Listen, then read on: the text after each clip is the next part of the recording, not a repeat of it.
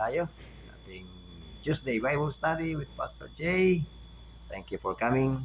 Hingin si Minerva mag-pray.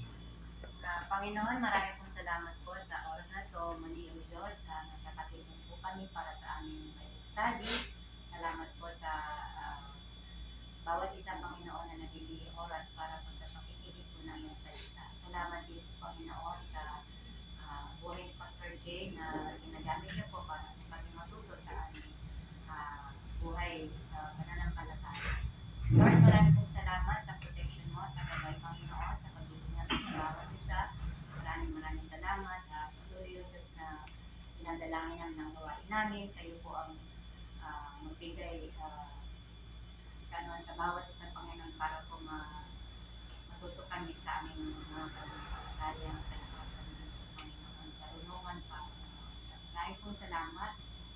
Patuloy Diyos na kayo ang may taas. Ang ilalangin sa pangalan ni Jesus. Amen. Magandang tanghali mga kapatid. Doon tayo, natuloy tayo doon sa ating series. Natapos na natin yung pinag-uusapan yung emotion, yung spiritual condition natin. Pinag-usapan na rin natin yung physical. Last week, pinag-usapan natin yung mental. So this time, medyo related din, pero not necessarily sa katawan, pero financial naman. So tingnan natin kung ano ang mga principles na itinuturo ng Scripture patungkol sa ating financial management. Kagaya ng sa katawan, ang word ay stewardship. Ano kasi yung difference ng dalawa? Nabanggit natin sa mga studies natin. Pag ang tingin mo owner ka, wala kang pananagutan kahit kanino. Kung ano gusto mo, gagawin mo. May-ari ka eh. Pero pag steward ka, alam mong may ibang may-ari, tagapangasiwa ka, may accountability. So yung galaw mo, dapat in connection doon sa nagbibigay sa iyo ng opportunity to make use.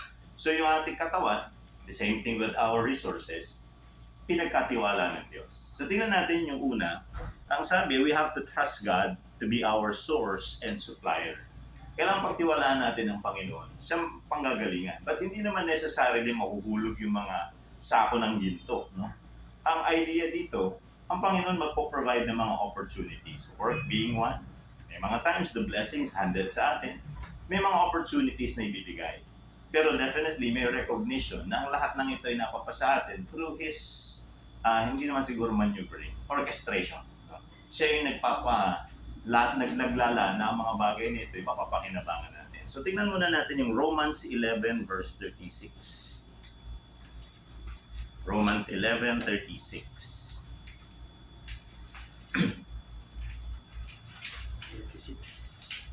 Roma 11:36. Sapagkat mula sa Kanya at sa pamagitan niya at sa Kanya ang lahat ng bagay, sa Kanya ang karangalan magpakailanman. Amen. Okay. So ang point dito ni Apostle Paul, pag pinag-uusapan yung Romans, no, lalo in chapter 11, yan yung huling part ng doctrinal teaching niya sa mga Christians of Rome. Ang binabanggit niya, yung existence ng lahat ng bagay. Kahit buhay natin, galing sa Panginoon. So inclusive doon yung ating material stewardship. So sinasabi niya, kung ito yung mga bagay na galing sa Panginoon, kasi wala naman nag-exist dito na hindi galing sa Diyos. No? Meron akong kausap. Medyo pilosofo. Sabi niya, kung may Diyos, sinong lumikha sa Diyos? Sabi ko, hindi ganun ang tanong. Ang tawag doon ay fallacy. Bakit siya fallacy? Kasi nga, starting point yung Diyos. Pagka tinanong mo, sinong gumawa sa Diyos? Sabi ko, philosopher ako eh. Pag yan yung tanong na yan, hindi na yan pinapatulan. Pag ang starting point, halimbawa, ito na yung starting point, questionin mo pa yung origin ng starting point, wala na katapusan yan. Ang tawag doon, the infinitum argument. Wala ang pupuntahan yan. Ang starting point, kaya nga sabi ni God, di ba, I am the Alpha and the Omega, the beginning and the end. So ang punto ron, siya ang lumikha ng lahat ng bagay, wala nang beyond Him. Siya na yun, starting point ang tawag natin doon. So bakit dito binabanggit ito? So siya ang starting point. Pero hindi lang yan. Lahat ng gagawin dito, since siya yung pinanggalingan, ito ay kinakailangan gawin para sa kanyang papurihan. May intention eh. So tatandaan natin yung intention niya, isa-serve natin yung purpose niya. Bakit? Pag hindi na-serve yung purpose yan, kakalat yan. Una. Pag hindi para sa kaluwalhatian ng Diyos gagamitin ng isang bagay, para saan natin pwedeng gamitin? Ano mga kaagaw no? Pwedeng maging kaagaw no? Gusto natin eh. Tatandaan natin, ang gusto natin, most of the time related sa pleasures. Eh mga pleasures, merong pleasures na okay. Pero maraming pleasures ang hindi okay. So halimbawa, ngayon pag pinag-uusapan natin yung mga bisyo, alam mo may wastage dyan. Nawawala yung kapirahan. Yung isang kinounselan ko, laki nang nawala. Ang kanya naging problema ay casino gambling. Sabi niya, nung in-explain niya sa akin, ang nawala, I think papunta na ng bali magsa 7 digits na. Sabi ko, malaking kawalan. Pero yun na nga, kasi pagka wala kang pananagutan, kung ano magpapasaya sa'yo, tutustusan mo yan. Yung binanggit natin noon, yung sinasabi ni Apostle Paul about your body being the temple of the Holy Spirit, ang kausap niya doon, mga Corinthian believers. Ang naging practice naman ng mga yun, dinala carry over yun galing sa kanilang secular or non-Christian life, Christian na, tinutuloy pa rin. Eh naman, meron silang mga bisyo tulad ng prostitution. So, gagasusan mo rin yun. Pero, yun nga, hindi magbibigay ng kalwalatian sa Diyos. So, pleasure is one. Pero yung pleasure, usually, under yan ang tinatawag nating selfish desires. No? So, itong mga bagay nito, kinaklarify para makita natin, ito talaga yung intention. Pagkakatiwalaan ka ng Diyos, pero kinakailangan isipin mo yung kalwalhatian niya. So, may pangalawa. No? Ang pangalawang verse is Deuteronomy 8:18. This one from the Old Testament.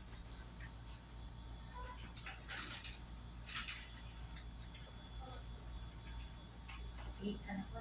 8:18. Deuteronomy 8:18.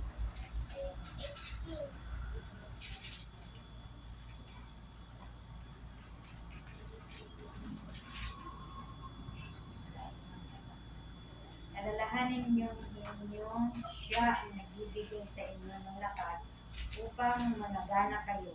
At ito'y bilang pagtupad niya sa kanyang pangako sa inyong mga ninuno.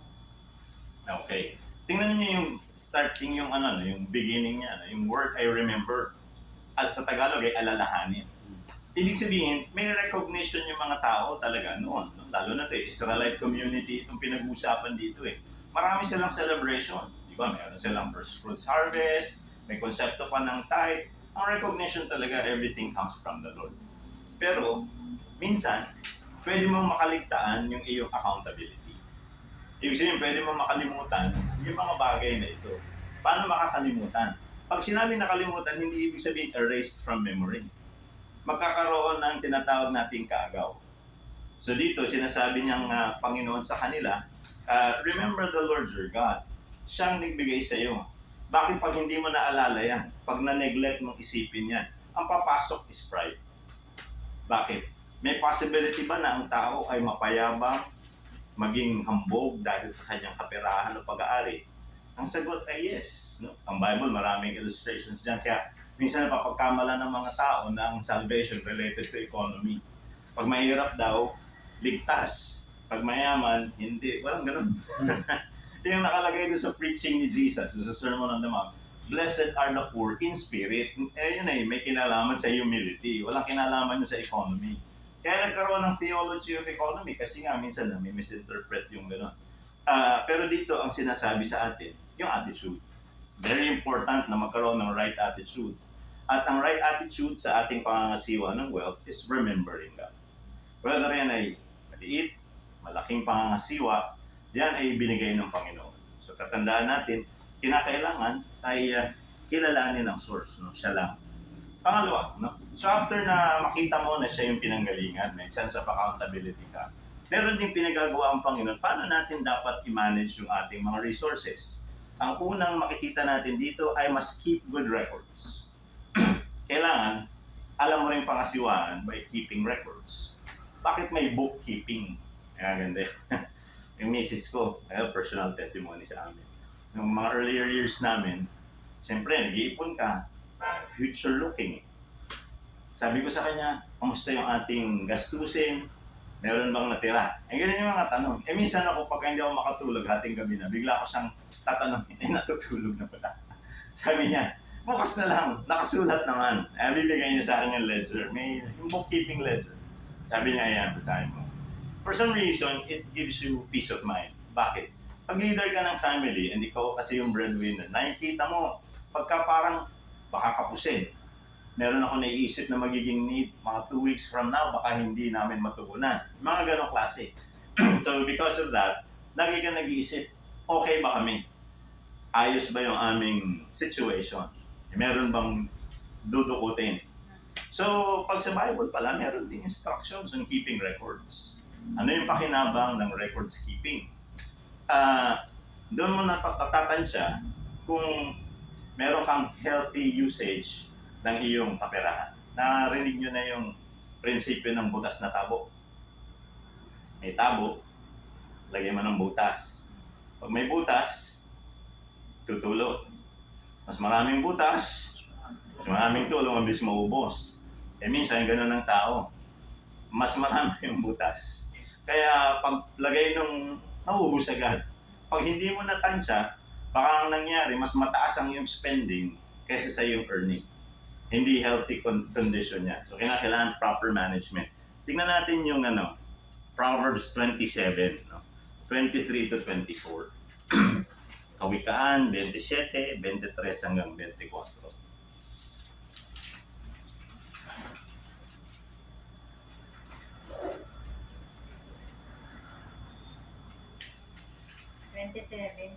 Yes, Proverbs 27, 23 to 24. Putulin muna ang gayani sa kagapasin ng damo sa parang habang hinihintay ang tama ba? Parang 27. 27, 27, 23 to 24. Yan. Ang iyong mga hayop Yeah. ay iyong bantayan. Alagaan mabuti ang iyong kawan. Di mamamalagi ang yaman. Ganon din ang mga nasa kapangyarihan. Putulin muna ang gayami sa kagapasin ng damo sa parang habang hinihintay ang susunod sa anihan. Okay. So, pag tinignan niyo yung yung instruction ni Solomon, siguro kasi pagka pinag-uusapan natin yung kanilang mga harvest at yung kanilang, noon kasi ang pinaka-primary source ng income ng mga tao sa agriculture. So, nandun yung farming, pag tatanim ng halaman, nandun yung shepherding, domestication ng hayop. Pinapadami nila yan eh. So, kung babalikan mo yung kanilang lifestyle, lalo na kung ikaw ay isang farmer or herder, talagang lahat nakasalalay sa tamang pagtansya. Yung harvesting is related to seasons. Pagka halimbawa hindi maayos ang pagtansya mo, ang mangyayari, magkakaroon ng diferensya yung iyong future. Bakit? Kung uubusin mo lahat ng grains, hindi ka magtitira ng pangbinhi, ang ending, wala kang itatanim bukas, no? Pag hindi ka naka-prepare sa iyong itatago, pagdating naman ng winter time, wala kang kakainin. So, ang lahat ng yan, nire-record nila. No? Narinig nyo na yung, kahit ang hapon ang color to represent winter is black. Bakit kaya itim? Una yung gloom para sa damdamin. Pero yung pangalawa, pag hindi ka talaga nakapag-prepare, kaya daw yung black. Maraming mga taong namamatay pag winter time. Isa sa mga common sources ng death is lack of resources. Kasi hindi makapagtanim, lalo na sa lugar na sobrang lamig o kaya may niebe. Ang kinakailangan, makapaghanda ka doon. May panahon ng pagtatanim, kaya sa Ecclesiastes, di ba? At may panahon ng ayan. So yung dahilan nun kung bakit iniipon nila yan is in preparation for other possibilities. Pangalawa, pagdating sa hayop. Ang hayop, pinangangalagaan nila ng gusto. Ang daming kinukuha doon. Una yung shearing ng wool. Ang wool ng sheep, ginagamit for damit. No? Kaya yung mga pantalon nating mga formal, karamihan dati ng mga uso talaga yung wool. No? Hindi lang yan ginagamit nila. Ang kailangan mo rin dyan ay yung tinatawag nating milk. Na magiging product niyan ay butter at cheese. At hindi lang yun. Siyempre, yung karne. Kailangan nila yun. Pero kailangan matansya nila ng tama kung kailan paanahin. Yung ganong klase. So, ang ekonomiya nila is in relation to records keeping. Kaya pag sinasabing mga alagain nila, o kaya mga taniman nila, natatansya nila. No? Lolo ko magsasakay. Natatansya nila kung ilang sako maaani. So, pag nagtanim, hindi mo naman nakikita yung sako, pero nakikita mo yung mga kahon na may mga alam nilang tansyahin. Siguro to, mga 20 sako ito. Sabi, paano kaya pagkainanin So, may sariling calculation sa mga farmers. So back then, bakit nila kinakalculate? Has something to do with the continuance. Pagka naging maayos yung iyong mga pangangasiwa, eventually, yung iyong kalagayan ay malalagay sa tama. Ito yung tinatawag nating security. So dito, records keeping yung binibigay na paunawa sa atin. Pero itong pangatlo ay very much important from a spiritual perspective.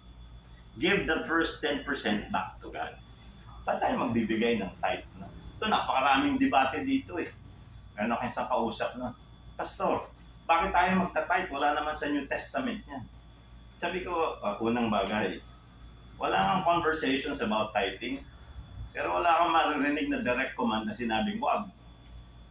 Iba yung walang mention, iba yung directly kinumand na wag. Sabi ko, wala tayong direct mention, but it does not mean na wala. Kasi may mention ng temple worship. Paano masasabing may temple worship back then? Naalala niyo si Jesus? Nung pinagtataob niya yung mga lamesa, ano yung dahilan kung bakit siya nagagalit? Ginagawang palengke. Ang kanyang pinagahampas doon ay mga hayop. Para saan yung hayop na yun? Hindi yun yung palengke na binibili natin sa matadero, lulutong nilaga o kaya pagkain. Anong mga hayop to?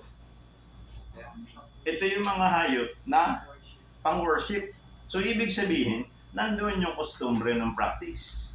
So, pag binalikan mo yun, nandoon siya. Wala na sinabing forbidden. Hindi lang napag-usapan. Yung iba ang reference nila doon sa Corinthians. Yung God loves a cheerful giver. Pero iba context nun eh. Pagtulong yun eh. Help yun eh. So, pwede lang tumulong. Walang problema doon. Benevolence. In the name of Jesus, you help. Pero bakit itong, isa pa sabi sa akin, Pastor, nasa mosaic law kasi yan. Sabi ko, hindi mosaic law yan. Bago pa dumating si Moses, may tithe na. Ang unang nag-tithe, si Abraham. Kaya nga doon sila nag-interact ng unang high priest na kinilala, si Melchizedek. Na nung niligtas niya si Lot, galing doon sa pagkaka-kidnap ni Bera, yung hari ng Sodoma, kinuha niya yung 10% ng plunder at inoffer sa Diyos through Melchizedek, the high priest of God. Si Moses dadating after Abraham hundreds and hundreds of years ahead pa. So ibig sabihin, noon pa lang kay Abraham, ang tithing ay pinapractice na. Anong purpose ng tithing? So tingnan natin. Deuteronomy 14:23. Deuteronomy chapter 14 verse 23.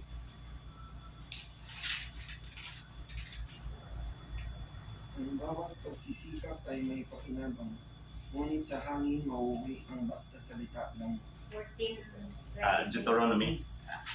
Ang ikapo ng inyong ani, alap, langit, at ang panganay ng inyong mga hayop ay doon ninyo kakanin sa lugar na ipiliin ni Yahweh upang matuto kayong matakot sa Kanya.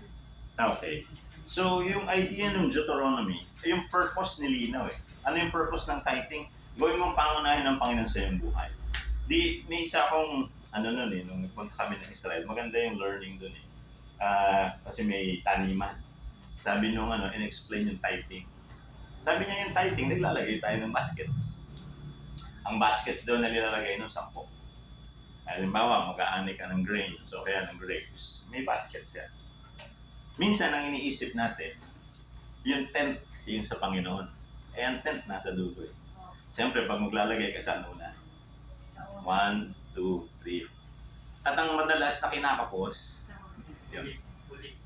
Ang tight ito, basket number 1. Hindi yung basket number 10. Ito kayo yung mga the best. And the best, yun nandito. Kaya nga doon, pati sa anak ng hayop eh. Ang ibibigay mo yung pili. Kasi nga, ang treatment sa Diyos, hindi man natin kayang abutin yung perfection as of the moment, pero kaya natin abutin yung giving the best. Kaya yung philosophy ni David, very important yun. Naalala niyo yung interaction niya, nakakasama niya si Arauna. Di ba mag-offer siya ng sacrifice pero nasa kaparangan eh. So ang sabi, kailangan gumamit ng appropriate. Bakit? Ang burning kasi ng sacrifice nung pati yung panggatong may quality eh. Hindi mo pwedeng gamitin panggatong yung basa-basa kahoy. So hindi sila sa lupa, sa threshing floor ni Arauna. Pinagamit yun, giikan yun eh. Very valuable yun, pero yun yung dapat. Yung pangatok, yung nilalagay sa batok ng mga baka, mahal na kahoy yun eh, matigas yun. at very useful sa farming. So hindi yun, ang sinabi, ito na panggatong. Kasi yun yung best food.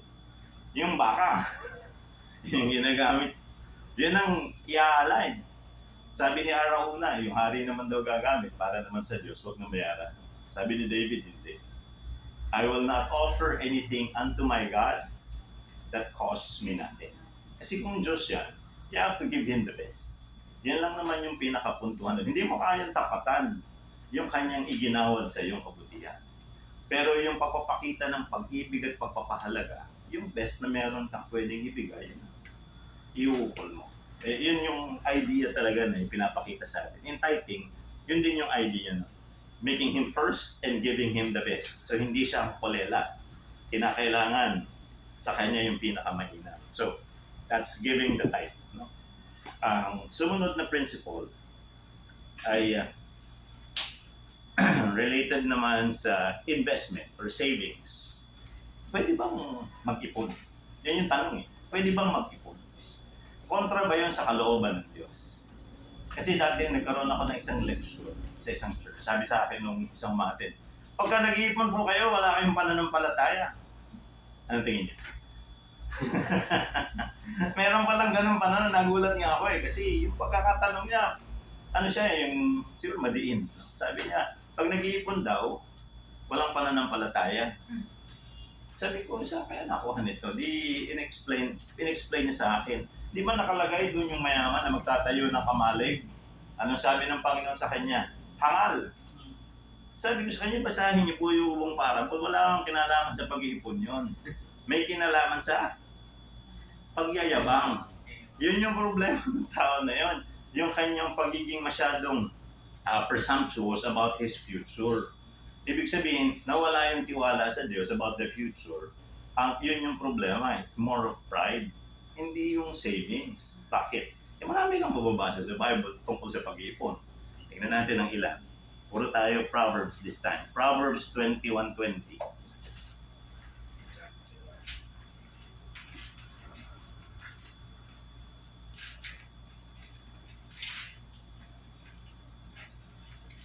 Ang bahay ng matalino ay napupuno ng kayamanan, ngunit lahat ay winawaldas ng taong mangmang. Okay. So, yung pagwawaldas at yung pag-iipon, yun yung contrast niyan. Sa ibang version sa English, yung wise man saves for the future. Kaya lang yung fool spends whatever he gets. No? So, ang idea doon, kung halimbawa binigyan tayo ng resources ng Diyos, may mga pagkakataon kasi, hindi ba minsan nagpe-pray tayo, Lord, may pangangailangan ngayon, nawa tugunan ninyo. Naniniwala ba kayo na ang Panginoon bago pa dumating mga bagay-bagay, alam na niyo? Yes. Baka minsan yung blessing na una na eh. Pagtugon dito sa future need. Ang minsan iniisip natin in actual time. Pero may mga pagkakataon, the Lord is advanced. Di ba? Igagawad na niya sa'yo dito, pangasiwaan mo. Kasi pagdating dito, meron na. May mga pagkakataon ganun. So, yung savings, hindi siya kontra sa faith. Very important na makita yun. Kasi minsan pagka namali doon sa ganung klase ng financial perspective, di ba may kasabihan nga yung matatanda eh. Hindi man biblical, pero ito eh parang, anong tawag natin dito, kaisipan na matatanda, lolo ko. Ubus-ubus biyaya, bukas, nakatunganga. May ano yan eh, may value yung sinasabi na yun. Kinakailangan talaga ng management. Proverbs 13:11. Proverbs 13:11. Ang yamang tinango sa daya ay madaling mawawala, ngunit ang yamang pinaghirapan ay pinagpapala. Okay. Sa iba, yung yamang pinaghirapan ay unti-unting inipon. So, ibig sabihin, nagtrabaho ka ng marangal, inipon mo ng maayos, and eventually, ito isang bagay na hindi mo lang papakinabangan, wala rin kontra sa iyong integrity. Bakit? Eh yung yaman doon na kinuha sa hindi maayos na pamamaraan. Ano ba yung mga hindi ayos na pamamaraan? Pwedeng legal, immoral, yeah. Pwedeng ito ay nakadepende ka sa korupsyon o kaya sa sugal. Yung sugal, maraming sinira na yan. Itong pandemya, isa sa pinakamalaking naging problema yung online sabong. Ako, Maniwala kayo. Ang mga kilala ko nag-online sabong, sobrang dami. Hindi dahil miyembro. Yung mga kinakailangan payuhan. Totoo yung sinasabi na nagkakanda ubus-ubus yung gamit sa bahay. Yung isa takang-taka yung nanay, bakit nawawala na yung mga gamit Akala nag-a-addict yung anak na teenager. Yung pala binibenta. Kasi dahil sa natalo, ano ang gustong gawin? Abulin. Sabi nga paano sumusugal may lockdown. Cellphone. Sabi, hindi ba dapat adults lang? Nadadaya Di ba? Yung police, narinig niyo yung police? Natalo na siya ng 1 million. Tapos ng hold up, nahuli, di ba? Grabe yun. Yung marami. Isa nagpakamatay dito sa Marilao, nagpakamatay naman. Dahil hindi na niya mahabol. Nagipit na, natalo na, tinubos nung magulang. Pumasok ulit, ang laki na naman nung nawala, hindi na kaya. May kabiguan na yung pag-iisip niya sa future. So, kasi easy money, parang ang sarap tingnan di ba? Pagka naglalagay pa naman yung pinopost Nakakita ako ng posting sa Facebook Ito ang bunga ng talpak. Di sabi ko, ganun pala yan. May mga sasakyan. Isipin mo, pandemya, lahat gipit. Tapos ikaw, may sasakyan, may kung ano-ano. Nung pinuksan ko naman sa YouTube, for some reason, naisip kong i-type yung talpakan. Yung mga satire, yung mga video na pangpapatawa. Ang bunga ng talpakan, meron na akong sari-sari store. Si Junjun, dating may grocery. Ngayon, sari-sari store na lang. Ganun. Salamat sa talpak, meron na akong bisikleta. Di ba? Si Diego, dating maraming sasakyan. Ngayon, nakabisikleta na. Ang point, hindi nag-improve. Actually, nag-deteriorate. At yung reality talaga, mabagsik. Bakit hinabol pa ng gobyerno yun? Yung effect, extensive. Nung una, iniisip ko, kailan ba talaga kalawak? Meron ako nakaisang kausap ano rin siya, counselor. Usually, ang mga pinag-uusapan sa counseling nun, COVID, mga kung ano related sa work. Sabi niya, marami na akong kinakausap, mga pamilya, online. Na ang nagiging problema, may isang miyembro na engrossed sa gambling, sa talpakan. Lakas, no? So, talaga, something to think about. Hindi talaga siya. Yung isa dati, Lotto naman, may nagtanong sa akin, Pastor, napakabait naman ng gobyerno. Sabi ko, bakit? Namimigay ng milyon-milyon, may halos 1 billion na di ba? Sabi ko, hindi gobyerno yan. Sabi niya, isa nagagaling yan, ang laking pera. Sa'yo, kung tumataya ka. Kasi ang idea nun, yung tinataya, yun naman yung pumapasok doon. Kukuha siyempre ng porsyento yung gobyerno. Tapos yung porsyento na pang premyo, habang dumadami, lumalaki ng lumalaki. So basically, kaya nga minsan tinanong niya ako, anong kasalanan ng gambling? Kasi wala naman ako nakita sa Bible na. Sabi ko, sa mga pagbabasa ko sa mga author, ang kanilang sinasabi ay covetousness. Sabi niya, hindi naman ako nagnanasa sa pag-aari ng iba Gusto ko lang yung premyo. Kani-kaninong pera ba yung nilagay dyan sa pondohan na yan? Maraming tao. Di yung covetousness mo doon sa halaga, pero ang totoo niya, kino-covet mo yung pag-aari ng padami. Parang yung realization minsan hindi mo makita pero yung gambling may gano'n. Hindi magpapatalo yung bangka. Bakit? Yung buhay nun So, tinapakita sa atin yung idea ng scripture. Tama, If hindi tama o hindi maayos ang panggagalingan mo, wala rin yan eventually. Pero ang pera na ating pag-iipunan, pangangasiwa ng pinagkatiwala ng Diyos, magiging mahina. At yung huli natin from now. Proverbs 24:27.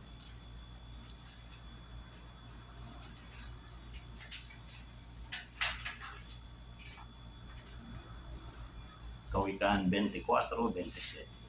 Ihanda mo muna ang iyong bukid para mayroon kang tiyak na pagkakakitaan bago ka magtayo ng bahay at magtatag ng tahanan. Okay. Para pag binabasa mo yan, anong suggestion to? Tama ba? Ihanda mo muna ang bukid. Ano yung purpose niyan? Pag tinignan nyo from a financial management point of view, ang point ng Panginoon through this particular passage, yung source of income, palaguin mo muna bago ang mga purchases o yung mga luho. Bakit?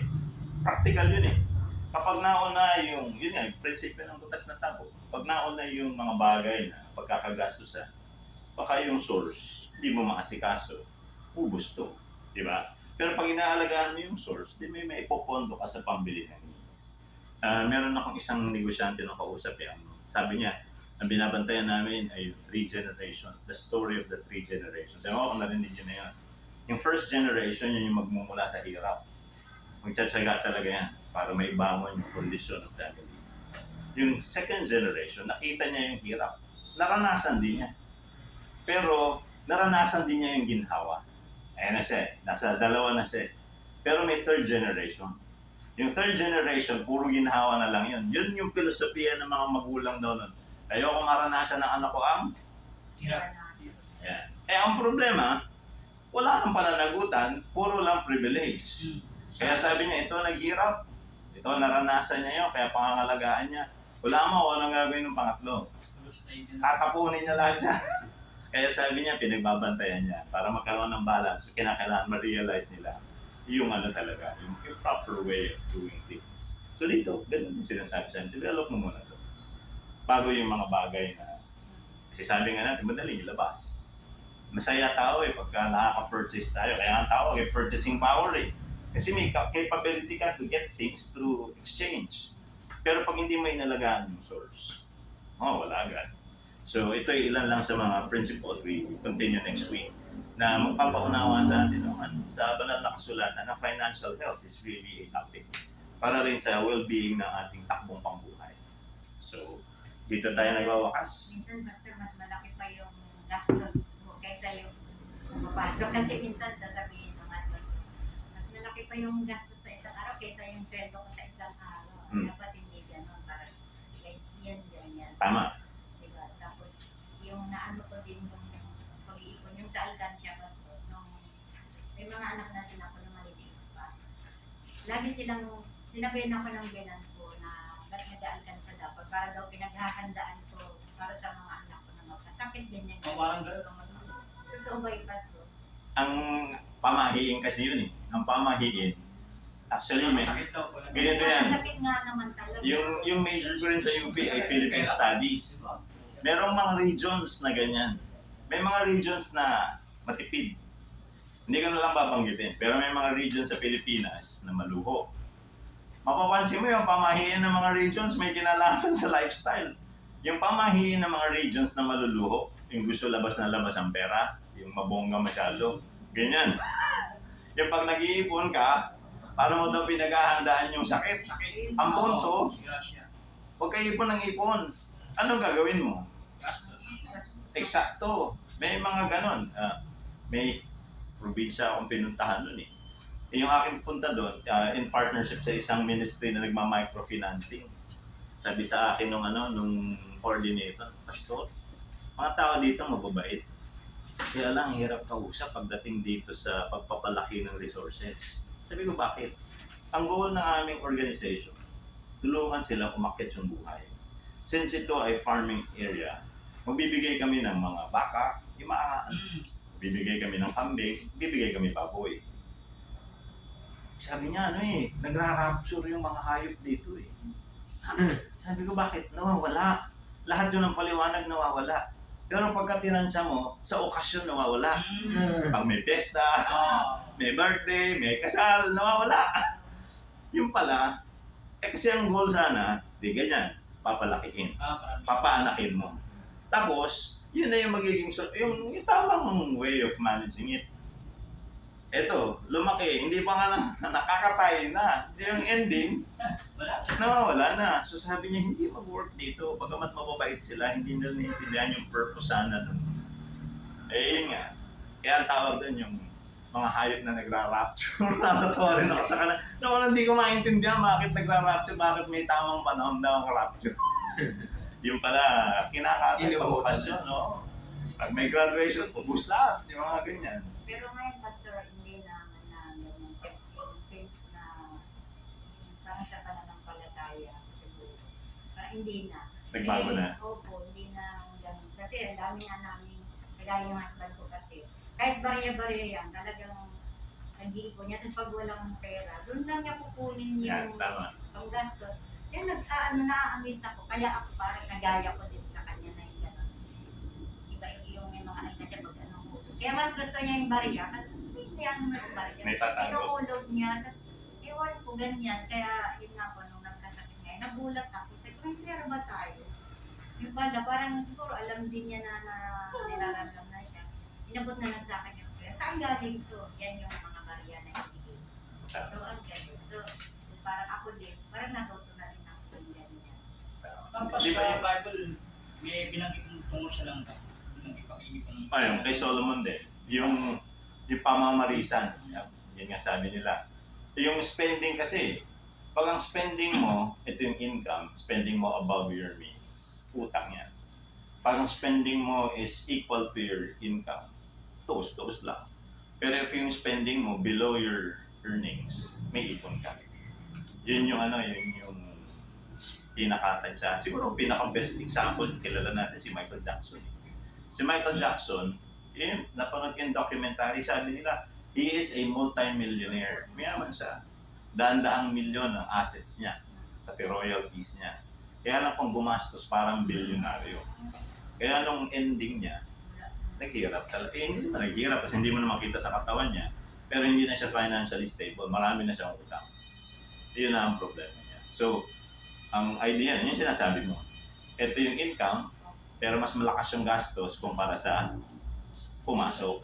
So, mas magiging. Pero totoo yung pa sa pagka yung pinaghirapan mo, parang ang hirap gastusin, ang hirap mong bitawan. Pero pag yung sa, parang ang bilis, parang gano'n lang na gano'n. Pero pag alam mo pinaghirapan, kahit sa ako pag gano'n. Ang salita, ang word niya ginamit doon ng isa ko narinig masakit. Sabi ko, ba't masakit? Pag pinaghirapan mo kasi tapos mawawala, masakit. Nasasaktan ka. So, yun yung idea. Pero pag wala kasi yung sakit na yun, ibig sabihin nasa iyo yung pera, pero walang attachment, yung hindi mo pinaghirapan, masarap, masaya. So, ang ending, labas ng labas. Pero pagka nasasaktan ka, medyo minimanage mo ng maayos, mayroong sense of accountability, iniingatan mo bakit pinagpaguran mo Yun nga yung pinapaliwanag ko sa kinakounsel kung na sa bisyo. Pero iba yung mindset talaga pagka nalulung na Alam niya, mag-aalang naman Sabi ko, kapatid, pinaghirapan mo yan. Kasi may portion pinaghirapan niya, bagamat malaking bahagi ng tinapon niya, minana niya galing sa magulang. Sabi ko, should ng mga pang-tuition ng anak Ubus lahat, as in, mauubos talaga lahat pagka pinasok sa'yo. Pero yun nga, sana maano sa kanya yung pain. Sabihin, alam niya yung hirap. Pagka wala kasi yung hirap, yung saya lang, wala. Please bitawan. So, Every centavo count sa kanya. yes, Kapag may totoo. mga sukli. Kaya minsan, pero nakikita ko na ano pala. Kasi may value, may value. Talagang yun siya Pina-value niya. Yes, so, Sa papasalang papasipin, mga sumasali sa mga scam, mga lalaki ng kita, o tutubukan ng ganito, lalabas na ng pera. totoo. Malakas kasi yung attraction Number one, parang yung iba iniisip opportunity. Kasi nga naman, nandito sa harapan mo, parang nandito na Pag tinignan mo rin yung mga bagong scam ngayon, hindi pa may nahuli sa probinsya yan. Sabi nung pinag-aralan ko namang mabuti. Kaya lang, magaling yung bukadura, may papel pa. Nung huli, mga peke pala yung mga dokumento. Pero magaling magtahi ng kwento yung Ang mga nabiktima niya, pamilya naman din niya. Yung mga ganon. Pero malaki yung nakuha pera. Yung pamilya, nagrekomenda sa mga kamag-anak, nagrekomenda sa mga kaibigan. Kaya dumami. Abot ng 1 milyon yung nahalo ko. Pero yun nga, mukhang viable Kaya lang, hindi. Financial help. Okay, thank you. Sige, let's pray. Panginoon, salamat po sapagkat sa aming mga buhay, laging mayroong malinaw na pagpapaunawa ang inyong mga salita na kami ay nasa ilalim ng inyong authority. Na ang mga bagay na aming taglay buhay at mga bagay na inyo pong pinagkatiwala sa amin, kayo po ang pinagmulan para may pananagutan kami sa inyo. Dahil pagka ganito, Panginoong Diyos, naiiba yung amin pong mindset, naiiba rin yung aming damdamin, yung aming mga pagkilos at nabubuong mga habits, nagiging maayos din.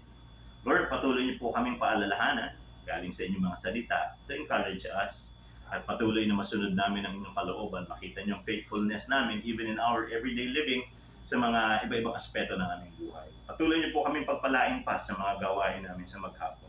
Sa inyo lamang po ang papurihan, maingat namin binabalik sa pangalan ni Jesus. Amen.